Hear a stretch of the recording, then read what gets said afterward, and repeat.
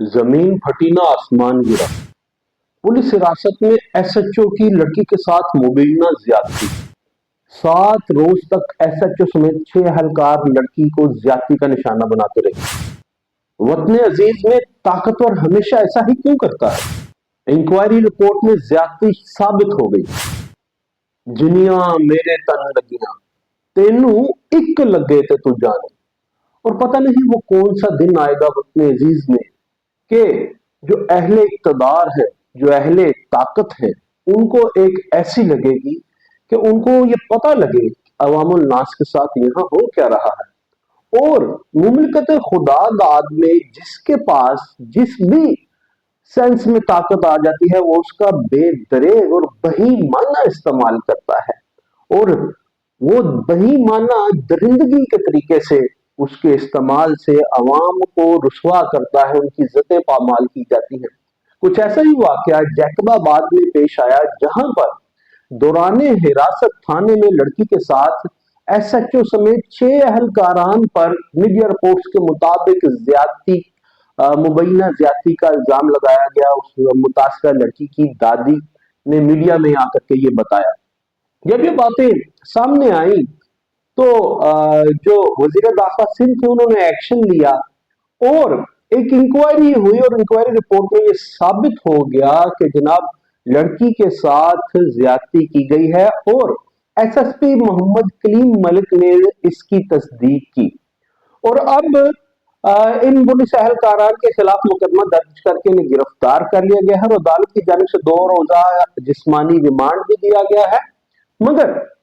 اب اس کی کیس کی تفتیش کو فیڈرل انویسٹیگیشن ایجنسی یعنی FIA کے سپرد کر دیا گیا ہے، اور متاثرہ لڑکی ہے جو اس کی دادی کا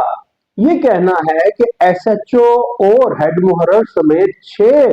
جو اہلکار تھے تھانے کے وہ دوران حراست اس کی پوتی کو زیادتی کا نشانہ بناتے رہے۔ اب اس سے زیادہ زیادتی کیا ہوگی کہ ایک عورت کو مجبور محض عورت کو دوران حراست جو ہمارے تحفظ کرنے والے ہیں، بھلے اس لڑکی نے کوئی بھی جرم کیا ہوتا مگر قانون تو یہ کہتا ہے کہ اس کو حفاظت کے ساتھ اپنے پاس رکھیں گے آپ اور عدالت میں پیش کریں گے۔ مگر یہ جیسے ہمیں ایسا لگتا ہے کہ ہم کوئی قبل مسیح کے کسی عقوبت خانوں کی بات میں آپ کو سنا رہا ہوں کہ لڑکی کے ساتھ دوران حراست 7 دن تک درندگی کی گئی۔ دوسری جانب ہم میاں بیوی کے واسطے ہماری پارلیمان نے بہت اچھا ایک قانون بنایا ہے، ہماری اسمبلی نے، کہ جناب بیوی کو گھورنا، بیوی کو ابیوز کرنا، بیوی کو مینٹل ٹارچر کرنا یا اس پہ نفسیاتی دباؤ ڈالنا اور اس کی کنسنٹ کے خلاف دیگر گھر کے افراد کے ساتھ اسے رہنے پہ مجبور کرنا بھی جرم ہے۔ ایک جانب تو وطن عزیز میں عورتوں کی حفاظت، عزت و تکریم کے واسطے